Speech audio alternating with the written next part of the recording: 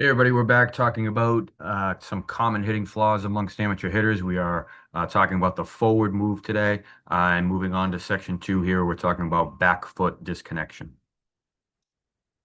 We get a little bit of overlap here between instability with the foot and our gather and back foot disconnection here. We'll see some overlap on a couple of different subjects here, but back foot disconnection happens when a player gets towards the toes in the back foot during his forward move. During We talked about in the gather, a lot of hitters with great instability are getting to their toes in their gather. So similar thought process here. Hitters who create sway will often disconnect, as will players that have trouble controlling the front leg. Back foot disconnection leads to players getting quad dominant, where we want our players to be in their glutes and hamstrings, okay, which can lead to losing space and inability to create a stable base on which to rotate the body. So there's a lot of issues here that come from our back foot getting disconnected. Mostly, we talked about previously with back foot instability and getting quad dominant. Characteristics of back foot disconnection. This is a really good visual from behind. A lot of our video eval is done from the side.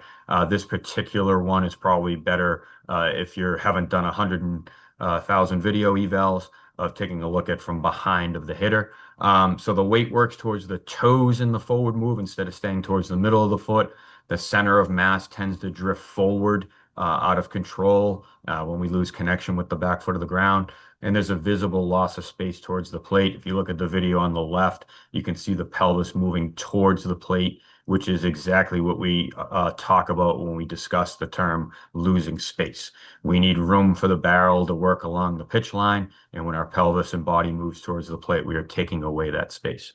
Some common results we get for guys who pop out of that back foot.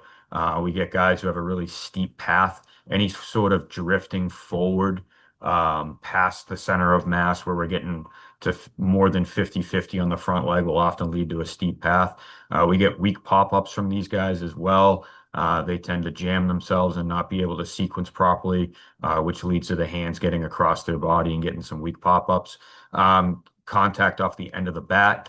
One of the most common compensations we see for guys who lose space is that their hands go way ahead of their body and you get a lot of end caps there. Some more compensations we see physically when guys disconnect. Over rotation with the back half, with the top half can happen in a lot of different issues here. When guys lose space, again, a common compensation is to spin open in order to create it. Players will often lean back to try and create more space. Again, the body knows it needs to create that room for the barrel, and it's going to find ways to do it. And finally, an inability to transition energy efficiently. When guys are floating forward, again, they're not able to hit the brakes, and that's a big part of being able to transfer energy up the kinetic chain. So our visual here on our video eval is a little bit tougher to see, but basically what we're looking for is a shadow underneath that back heel. And again, you're going to see the hitter working much more towards his toes here once he's landed. The hitter on the right, you're going to see his back foot remain solid in the ground as his front foot has come to the ground. All these, for the most part, these video evals are taking place when the player is at the top of his leg lift or when he's in his launch position, which is when that front foot lands on the ground. So you see here, this hitter is doing a better job of staying glute and hamstring dominant. This hitter is getting back into his quads and was definitely a guy who lost space and tried to overcompensate by reaching across with his hands. Some of the drills we use here to feel that back foot stay connected to the ground. We have our hitters start basically with their feet together, hands between their eyes, and we're going to feel that separation we want to create in our forward move as a hitter while having the feeling of that back foot just kind of being nailed into the ground. We use the term with our young hitters, especially to keep the back foot plugged into the ground and maintain those 3 points of contact we talked about in a previous video.